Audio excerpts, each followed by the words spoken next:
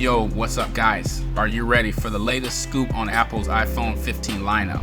I know firsthand how hyped everyone gets for the latest and greatest iPhones. So I did some digging and found out that the release dates have been pretty consistent over the years. However, with 2020 being a year full of surprises, the release date for the iPhone 12 was pushed back due to COVID-19.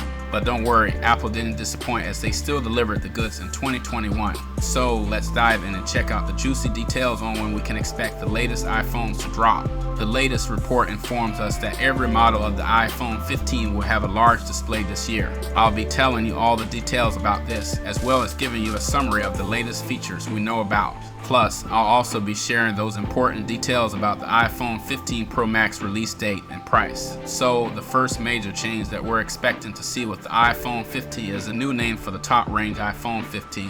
Currently, we use the Pro Max name, but this year it may get replaced by the name of the iPhone 15 Ultra. We already have the Ultra name in the Apple M chipset and also in the Apple Watch Ultra. Other rival companies like Samsung and Xiaomi also use the Ultra name already, so it makes sense for Apple to start naming their top layer iPhone models with this name as the iPhone 15 Ultra. Now, even though there are still lots of leaks for the new iPhone 15 models in the early part of 2023, we do have some exciting news. A new leak suggests that the screens of the iPhone 15 models are going to be even larger than before. We already know that the bezels around the edge of the screen on the iPhone 15 models are going to be thinner than we've had on the iPhone 12 to the iPhone 14 models. It looks like Apple wants to retain the size of the frame of the iPhone models in the iPhone 15 lineup compared to the iPhone 14 models. This would mean that the iPhone 15 screens are going to be ever so slightly larger. A new report from 9to Mac confirms this and tells us that for the iPhone 15 and the normal iPhone 15 Pro,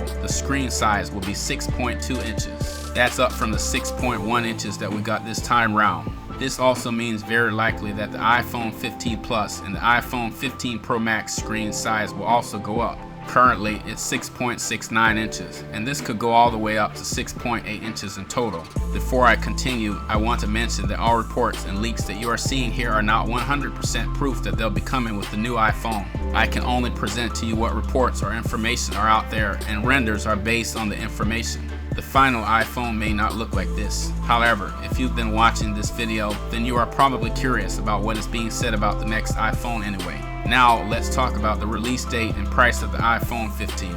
It's still super early to talk about the release date. However, based on the last 6 to 7 years of iPhone release history, we have a rough idea of when the iPhone 15 will come out. If we go way back to 2018, we saw the release of the iPhone 10 seconds and also the release of the iPhone 10R. The 10 seconds came out on September 21st, but the 10R came out on October 26th. Moving to the iPhone 12 models, the release dates for this were October 23rd and November 13th. The main reason behind this was definitely because of COVID-19 in 2020.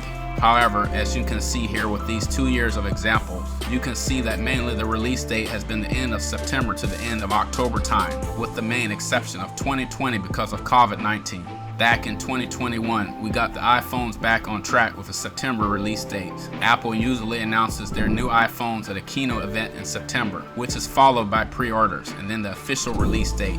However, it's worth noting that the COVID-19 pandemic has disrupted the tech industry in many ways, including production and supply chain issues, which could impact the release date of future iPhones. So, it's pretty crazy to think about how much technology has changed over the years. I mean, just a few decades ago, we didn't even have smartphones, and now we can't imagine our lives without them. And now we even have phones like this upcoming iPhone 15 that could be potentially on par with DSLR cameras.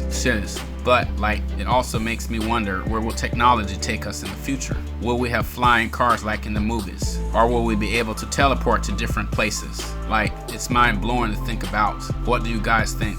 Apart from the release date, there are a few other things that you might want to consider before buying a new iPhone. One of the main factors to consider is the price. Apple's iPhones tend to be relatively expensive, especially if you're buying the latest model. However, the company usually keeps older models on sale at lower prices, so you might want to consider buying an older model if you're on a budget.